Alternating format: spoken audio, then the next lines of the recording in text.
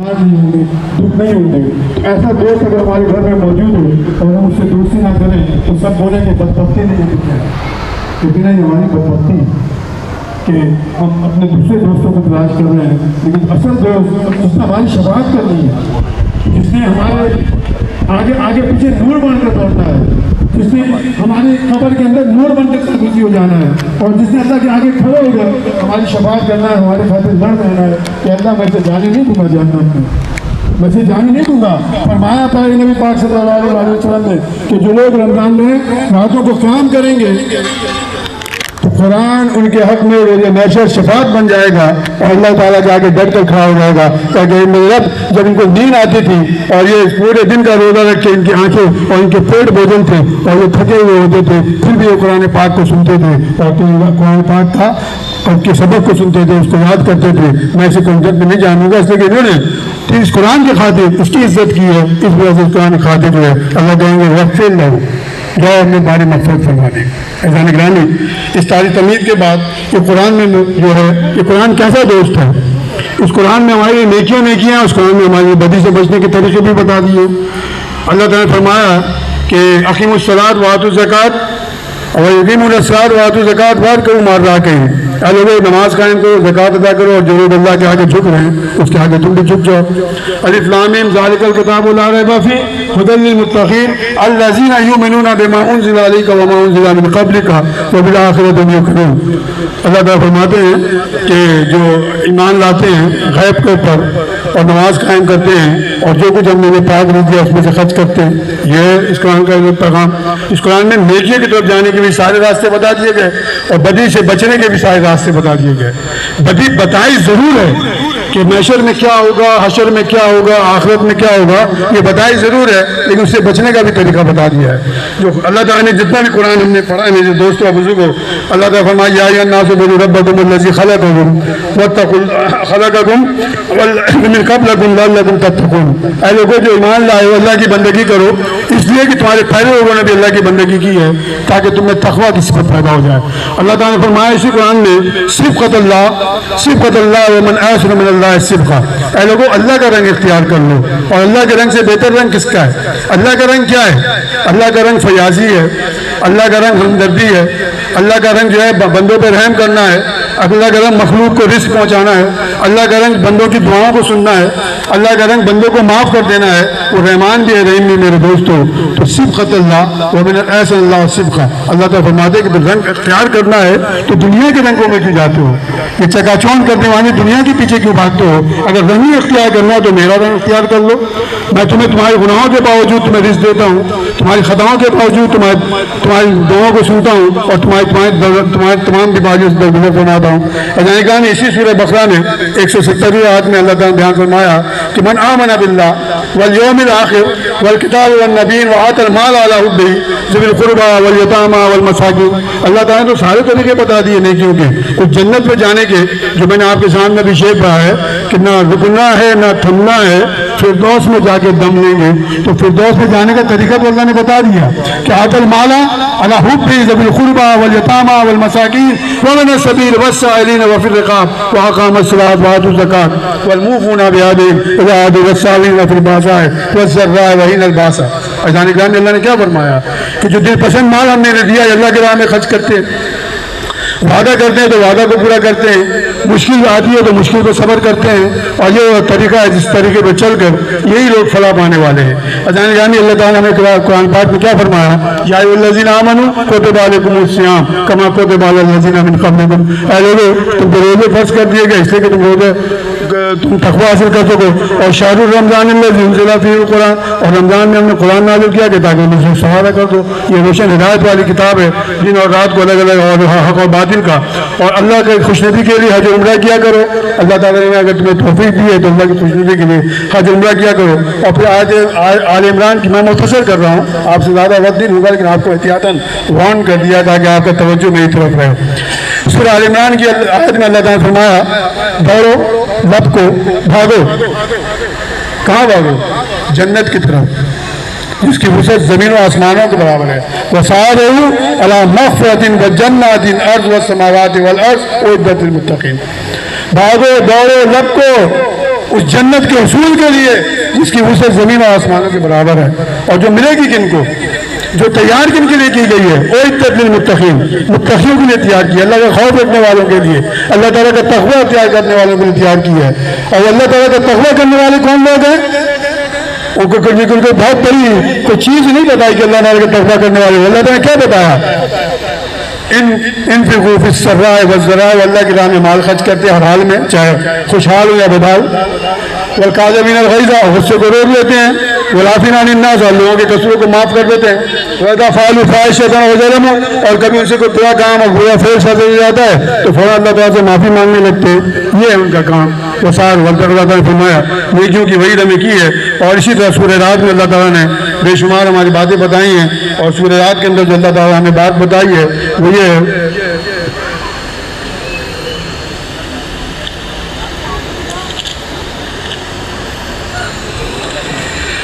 کہ ایمان کے وہ لوگ ہیں جن کا دل اللہ کا ذکر سن کے لرز جاتے ہیں، اور جب اللہ کی آیت ان کے سامنے پوچھ جاتی ہے تو ان کا ایمان بڑھ جاتا ہے، اور وہ اپنے رب پر اعتماد رکھتے ہیں، جو نماز قائم کرتے ہیں، اور جو کچھ ہم نے ان کا دیا اسی میں سے خرچ کرتے ہیں۔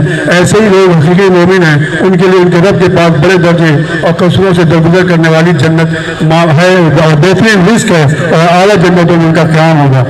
گرامی، یہ تو اللہ تعالیٰ نے ہمیں نیکیوں کے راستے میں چلنے کی توفیق بتائی ہے، اور منکرات ہمیں کیا بتائے ہیں؟ اسی قرآن میں منکرات بھی بتا دیا گیا۔ وہ منکرات یہ میرے دوستو سورہ انعام میں ہم نے آپ کو بتایا تھا کہ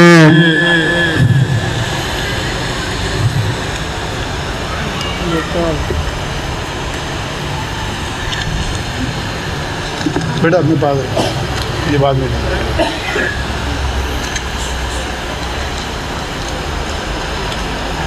اللہ تعالیٰ نے سورہ انعام میں ہمیں بتایا ہے کہ دراصل جو اللہ ہدایت بخشنے کا ارادہ کرتا ہے اس کا سینہ اسلام کے لیے کھول دیتا ہے، اور اسے جسے گمراہی میں ڈالنے کا ارادہ کرتا ہے تو اللہ تعالیٰ فرماتے ہیں کہ اس کے سینے کو تنگ کر دیا جاتا ہے، اور ایسا بھیجتا ہے کہ اس کے اسلام کے نام سے خوف آنے لگتا ہے، اور اسے محسوس ہونے لگتا ہے کہ اس کی روح آسمان کی طرف پرواز کر رہی ہے۔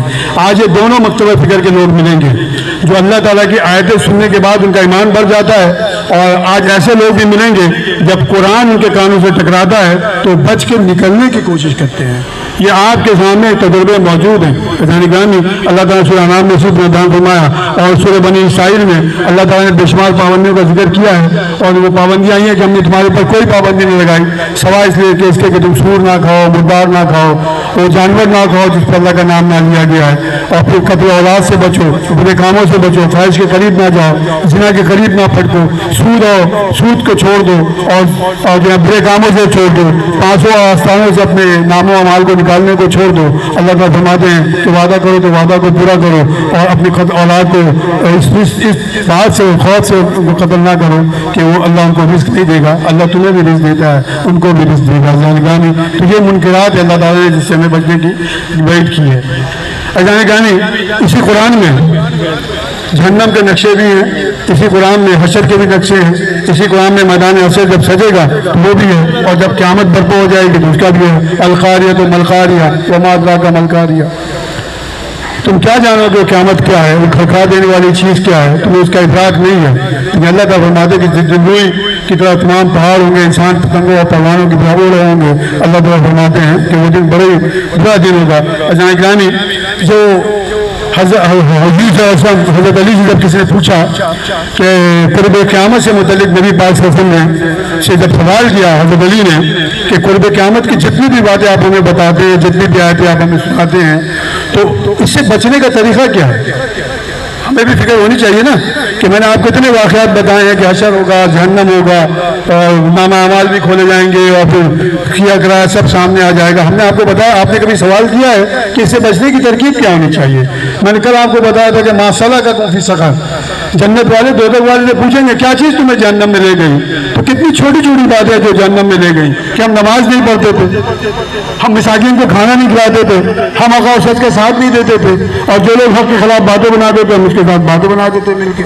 یہ چھوٹی سی بات جہنم میں لے کے چلی گئی۔ ما سلککم فی سقر، ہم تو سارے عمل روزانہ ہی کرتے ہیں۔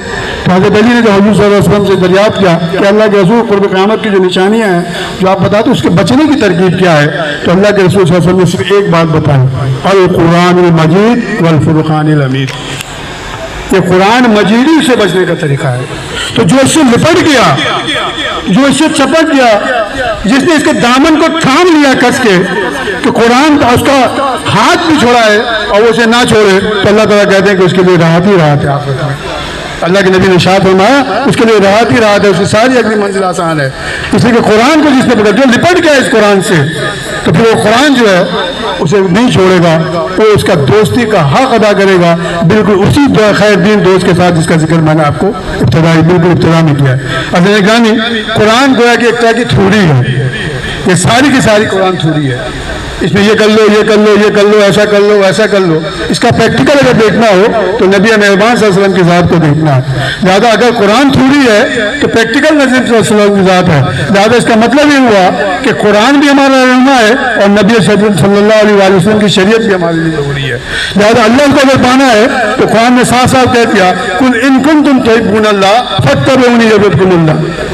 علی پاک صلی اللہ علیہ وسلم سے کہیے کہ اگر تم اللہ سے محبت کے دعوے دار ہو تو پھر میری اتباع کرو. کس کی؟ حضور صلی اللہ علیہ وسلم کی اتباع کرو. اور عائشہ صدیقہ رضی اللہ تعالیٰ سے جب یہ پوچھا گیا کہ نبی پاک صلی اللہ علیہ وسلم کے اخلاق کے بارے میں تو کچھ بتائیے، تو حضرت عائشہ نے کیا فرمایا؟ ایک چھوٹی سی بات کہی، کانا خلق القرآن، کہ اگر نبی پاک صلی اللہ علیہ وسلم کے کردار کو اور ان کے عمل کو اور ان کے اخلاق کو دیکھنا ہے تو قرآن کو پڑھ لو. سارا کا سارا پریکٹیکل نبی پاک صلی اللہ علیہ وسلم کی ذات میں سمایا ہوا ہے. لہٰذا یہ پریکٹیکل ہمیں قرآن سے تھوڑی لینی ہے اور نبی پاک صلی اللہ علیہ وسلم کی ذات مطالعہ سے ہمیں پریکٹیکل لینا ہے. اور اس طرح سے ہم اللہ تعالیٰ کے اس اہدنا الصراط المستقیم، ہم کہتے ہیں نا بار بار، ہمارے آج کل بہت سارا زیادہ اس بات پہ زور ہے ایاک نعبد و ایاک نستعین. اللہ ہم تیری عبادت کرتے ہیں، مدد تجھ سے مانگتے ہیں، تو بہت اچھی بات ہے کہ جس کی دیہاری کرے مزدوری تو اسی میں لیں گے نا. تو ایاک نعبد و ایاک نستعین، اس میں کوئی ایسی بات نہیں ہے. آدمی کو کرنا چاہیے، بار بار کہنا چاہیے. سورہ ہجر میں کہا کہ اللہ کے نبی صلی اللہ علیہ وسلم آپ پریشان نہ کریں، میں نے آپ کو 7 آیت جاری ہیں جو بار بار پڑھی جانے کے قابل ہے. وہ 7 آیتیں ہی ہیں. الحمدللہ رب العالمین الرحمن الرحیم مالک یوم الدین ایاک نعبد و ایاک نستعین اہدنا الصراط المستقیم صراط الذین انعمت علیہم غیر المغضوب علیہم ولا الضالین. یہ 7 آیت ہیں. آمین سب کو کہہ دے. تو ایاک نعبد و ایاک نستعین پہ تو ہم بڑا زور دے رہے ہیں، لیکن اس ایاک نعبد و ایاک نستعین کی بات کہاں کیا ہے؟ اہدنا الصراط المستقیم. اللہ ہم تیری عبادت کرتے ہیں، مدد تجھ سے مانگتے ہیں، تو کیا مدد مانگتے ہیں کہ صراط مستقیم پہ کام رکھ. بابا جھوٹ نہیں بولیں گے، الزام تراشی نہیں کریں گے، بدگوئی نہیں کریں گے، بد کلامی نہیں کریں گے، بلا وجہ کے ہول پھال کی بکواس نہیں کریں گے، بلکہ ایاک نعبد و ایاک نستعین کے بعد ہر مرتبہ ہم کہیں گے اللہ کچھ نہیں چاہیے سوائے صراط مستقیم کے. مجھے صرف صراط مستقیم عطا کر دیجیے، مجھے اس راستے پہ چلا دیجیے جس راستے پہ تم لوگوں کو انعام کیا. تو ایاک نعبد و ایاک نستعین کا ورد کرنے سے کچھ نہیں ہوتا جب تک کہ اہدنا الصراط المستقیم کی تمنا آپ کے دل میں نہ ہو. اہدنا الصراط المستقیم کی تمنا دل میں ہوگی تو ایاک نعبد و ایاک نستعین فائدہ مند ہوگا. اگر اہدنا الصراط المستقیم کی تمنا دل میں نہیں ہوگی پھر ایاک نعبد و ایاک نستعین کا دوست تو فائدہ نہیں ہے. اس کو کسی ذات پہ مت چسپا کیجیے گا، اپنے آپ پہ چسپا کیجیے گا. میں کسی کے پر مذاق و تمسخر نہیں اڑا رہا ہوں. یہ جو قرآن ہے، اس قرآن کے بارے میں ایک اور واقعہ جو میں نے سیرت کی کتابوں میں پڑھا ہے وہ بتاؤں. حضرت جنید بغدادی کا نام سب نے سنا ہوگا، ایک بڑے بزرگ ہیں، تابعین میں ان کا شمار ہوتا ہے. انہوں نے ایک دن ایک صندوق دیا اپنے ایک مرید کو، ایک صندوق دیا اور پکے مرید کو دیا جو وعدہ کرے تو پورا کرے. ایسے مرید کو بلایا جو خاص ان کا مرید تھا اور کہنے کہ یہ صندوق کو اپنے سر پہ رکھو، اس کی بے ادبی نہیں کرنا اور جا کے اسے دریا میں پھینک دو. تو اس نے کہا کچھ بتائی تو اس نے کہا یہی تو نہیں بتانا ہے، بس تم دریا میں پھینکنا، خبردار اسے کھول کے نہ دیکھنا. تو مرید نے اپنے شیخ کی بات کو مانا اور صندوق کو سر پہ رکھ کے لے کے چلا. دریا آیا تو اس نے اس کو سمندر کو دریا بت کر دیا. اس صندوق کو اس نے کیا دیکھا کہ دریا نے ایک دم راستہ بنایا اور اس صندوق کو اپنے آغوش میں لے لیا. اس صندوق کو اپنے آغوش میں لے لیا. ایسے تو بڑا حیران ہوا. اس کے لیے ایک عجوبہ تھا کہ دریا بھی ایسا کر سکتا ہے کہ ایک دم دریا پھٹا اور صندوق اس کے اندر دریا ڈوب ہو گیا، ورنہ چیز ڈوبنے میں ٹائم لگتا ہے. وہ بڑا حیران ہوا، کہنے کا آج ضرور شیخ سے پوچھیں گے کہاں مسئلہ تھا، اور جا کے شیخ سے پوچھتا ہے کہ میرے شیخ ایک بات تو بتا دیجئے کہ یہ واقعہ کیا ہے، اس میں کیا تھا جو آپ نے کیا، میں نے یہ معجزہ دیکھا ہے وہاں پہ، یہ جو ہے نا کرشمہ دیکھا ہے، تو اس کے پیچھے کوئی نہ کوئی راز تو ہوگا، آپ مجھے بتائیے۔ کہا میں نے ایک کتاب لکھی، اب سنو، تم نے پوچھ ہی لیا تو سنو، میں نے ایک کتاب لکھی، 12 سال کی محنت سے ایک کتاب لکھی جس میں قرآن و حدیث کے علم کو اکٹھا کیا، اور میں نے حتی الامکان یہ کوشش کی کہ اس کتاب میں کوئی ایسی چیز، ایسی بات نہ ہو جائے جو کہیں سے کمی اور کوتاہی رہ جائے۔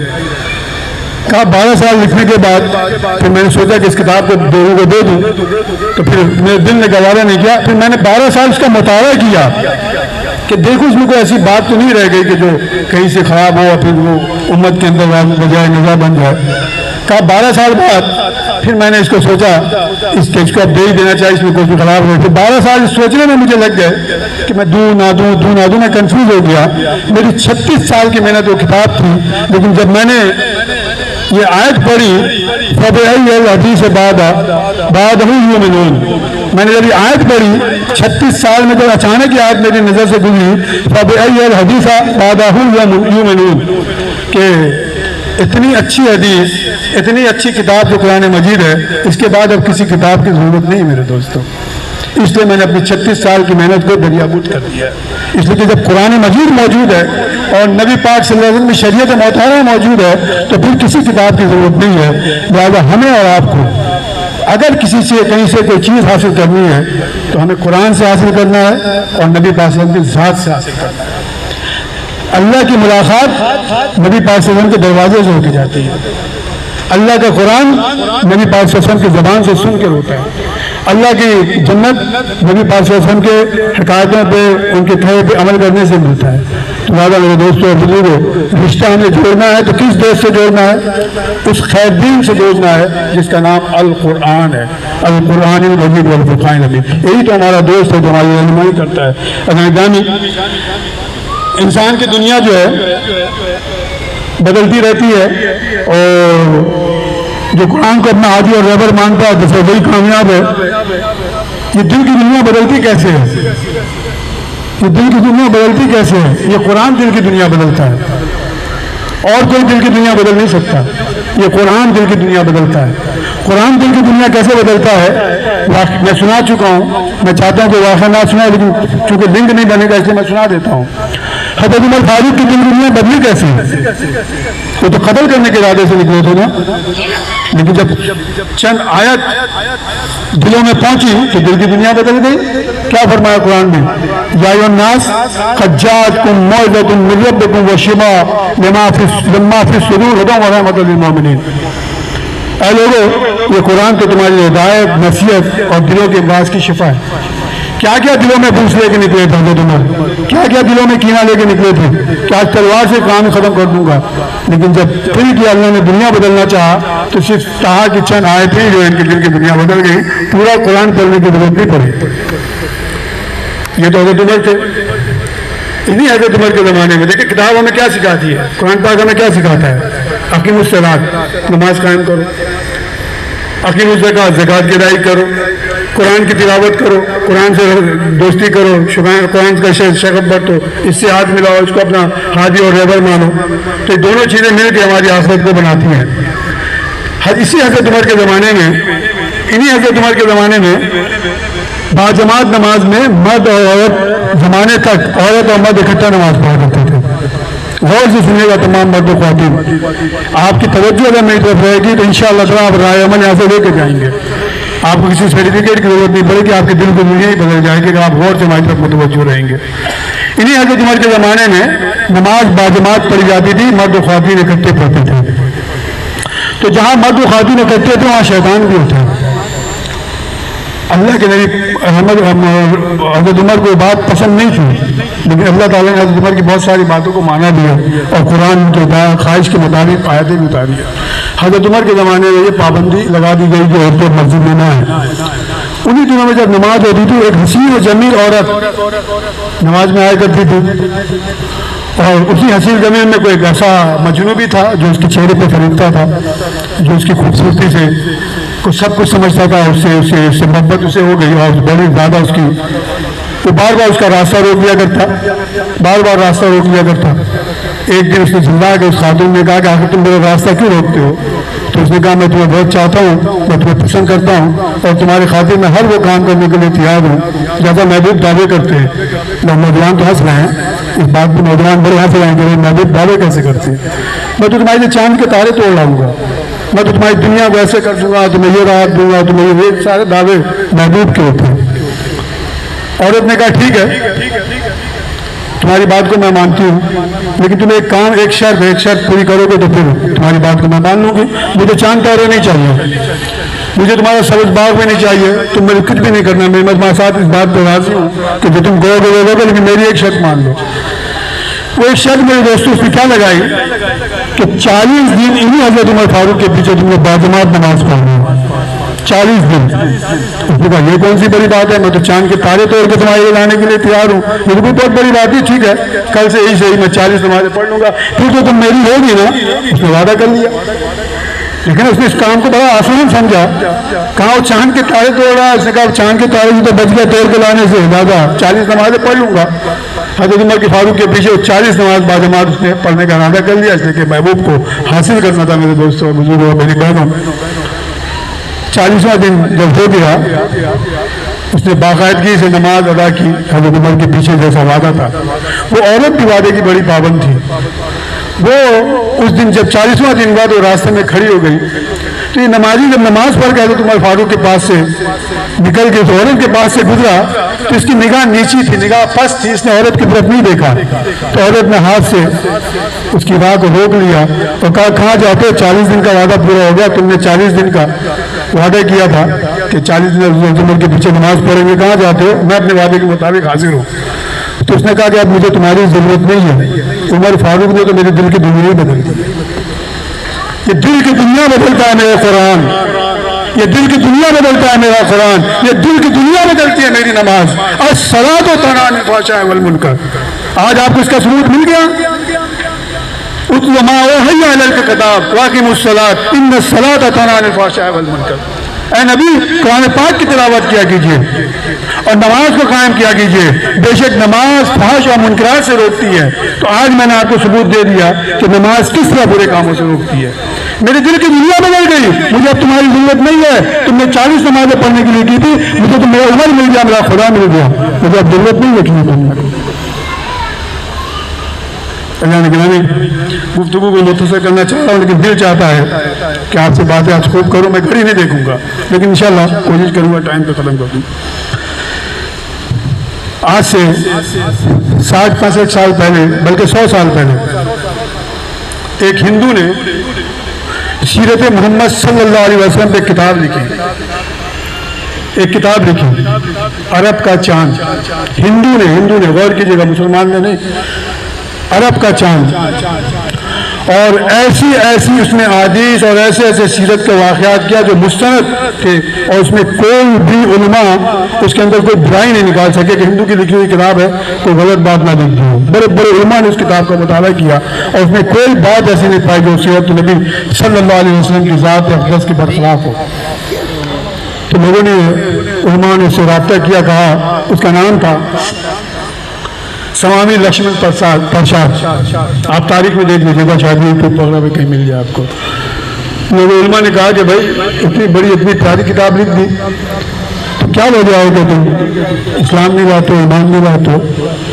جس نبی نے تمہیں اتنی توفیق دی کہ جس کی محبت میں تم نے کتاب لکھ دی، تو آخر کیا وجہ نہیں کہ ان سے محبت کر کے اشہد ان لا الہ الا اللہ واشہد ان محمد رسول اللہ کہہ دو؟ تو بڑا دیر سر جھکا بیٹھا تھا۔ پھر علماء نے اصرار کیا، اس کی وجہ تو بتاؤ۔ خاموش بیٹھا رہا کافی دیر تک، اور جب اس نے سر اٹھایا تو ایک زنادار تھپڑ سارے علماء کو اس نے مار دیا۔ عملاً نہیں مارا، جو بات کہی وہ زنادار تھپڑ سے مشابہ تھی۔ کہا کہ بے شک تمہارا قرآن بہت اچھا ہے، بے شک تمہارے نبی بہت اچھے ہیں، اور ان کی محبت میں کئی سال کی انگریزی کے بعد میں نے عرب کا چاند لکھی ہے۔ لیکن جب میں مسلمانوں کے کردار کو، عمل کو، ان کے افعال کو دیکھتا ہوں تو میرا دل نہیں چاہتا کہ میں اس مذہب میں داخل ہو جاؤں، میرا دل نہیں چاہتا، لہٰذا میں اپنے مذہب پہ ٹھیک ہوں۔ اور اگر مجھے اس کتاب کے لکھنے کے بہانے کوئی دنیا آخرت میں کوئی فلاح مل جائے گی تو وہ مجھے منظور و قبول ہے، لیکن اسلام کو دل نہیں چاہتا. کیوں نہیں چاہتا؟ گو امریکہ کو، امریکہ ہمارے خلاف سازش کر رہا ہے، ایک بڑی قوم اس سے لڑ رہے ہیں. گو امریکہ کو، میں آپ کو غلامی کی طرف نہیں لے کے جا رہا، لیکن اصل بات بتانا چاہتا ہوں. اخلاق اور اقدار میں آج ان سے زیادہ بڑھے ہوئے ہیں. طاقت کا چشمہ بھی ان کے پاس ہے اور ایتھکس بھی ان کے پاس ہے اور معاشرت بھی ان کے پاس ہے. ان کے یہاں چوری نہیں ہوتی. پیٹرول پمپ پہ اگر پیٹرول لیا جاتا ہے تو پیٹرول پمپ اٹینڈنٹ موجود ہو یا نہ ہو، پیسہ پورا ہوگا. اخبار سے اگر گاڑی کے اسٹال پہ کوئی شخص نہ ہو، آپ اخبار لیں گے، اخبار کا پیسہ اور رکھا جاتا ہے. سگنل نہیں توڑے جاتے. یہ ایتھکس ہے، یہ ہمیں بھی سکھایا جاتا ہے. ہم گو امریکہ کو کنارے لگاتے ہیں، لیکن بدبختی کیا ہے؟ کیوں امریکہ والے ہمارے اسلام کو قبول کریں گے جب ہمارے پانی کے کولر کے ساتھ زنجیر بنی ہوگی گلاسوں میں، اور چھوڑے ہیں یہ تو زنجیر گلاسوں میں بنی ہوئی ہے، ہمارے لیٹرین کے اندر جو لوٹے رکھے ہوں نجاست کے، اس کے اندر بھی زنجیر بنی ہو، تو پھر ایسی قوموں سے کہاں مقابلہ کر سکتے ہیں؟ پہلے اپنے اقدار کو بدلیے. وہ اقدار قرآن بدلتا ہے، وہ اوصاف قرآن بدلتا ہے. وہ جو ڈاکو کا واقعہ تھا نا، ایک صحابی جو ایمان لائے تھے، وہ ڈاکے ڈالتے تھے، لیکن ایمان لانے کے بعد ان کی دل کی دنیا بدل گئی. یہ کیسے لوگ تھے جن کی دل کی دنیا بدل گئی؟ جب انہوں نے اپنے معاشرے، اپنے رواج کو اور قرآن پڑھنے کے بعد اپنے دل کی دنیا بدلی ہے تو انقلاب آیا ہے. جب تک ہم اپنے دل کی دنیا کو نہیں بدلیں گے قرآن پڑھ کے، اس وقت تک ہم جو ہے انقلاب نہیں لا سکتے. اذان گرامی، ہمارے نعرے صرف نعرے رہیں گے. وہ معزز تھے زمانے میں مسلمان ہو کر، ہم خوار ہیں تاریخ قرآن ہو کر. وہ معزز تھے جو پرانے ہمارے صحابہ، ہمارے تمام ہمارے جد امجد تھے، اس لیے معزز تھے کہ وہ قرآن کو پڑھتے تھے، اس پہ عمل کرتے تھے. اور آج ہم خوار ہیں تاریخ قرآن کے، قرآن کو چھوڑ کر در بدر ہیں. آج مسجد اقصی کے لیے آواز اٹھائیں، کشمیر کے لیے آواز اٹھائیں، بنگلہ دیش کے مسلمانوں کے لیے آواز آئے، روز دنیا آپ کی آواز میں کوئی اثر اس لیے نہیں ہے کہ آپ کی آواز سوچ سے خالی ہے. آپ کی آواز دل کی آواز نہیں ہے. آپ کی آواز صحابہ کرام کی آواز نہیں ہے. آپ کی آواز مومن کی آواز نہیں ہے کہ جب وہ کہیں نعرہ تکبیر، دل سے ایک نعرہ لگاتے کہ نعرہ تکبیر، تو دشمن کے کلیجے پھٹ جائیں. وہ آواز نہیں ہے میرے دوستوں. اللہ نگرانی، آپ کے سامنے یہ قرآن 20 دن آج پڑھا گیا. 4 افراد یہاں موجود تھے. میرے صاحبزادے حافظ معاذ بن راشد، مراد رضا بھائی کے صاحبزادے حافظ حذیفہ، اور ہمارے حافظ عبدالولیم صاحب کے صاحبزادے، اور ہمارے بھانجے مبشر عثمانی رحمۃ اللہ عثمانی کے صاحبزادے. انہوں نے قرآن پڑھا، حافظ حفظ آپ کو کیا. ان کی بڑی محنت ہے، سالوں کی محنت آپ کو انہوں نے سنائی ہے. سالوں کی محنت انہوں نے آپ کو سنائی ہے. یہ اتنی آسانی سے انہوں نے قرآن نہیں سنایا ہمیں.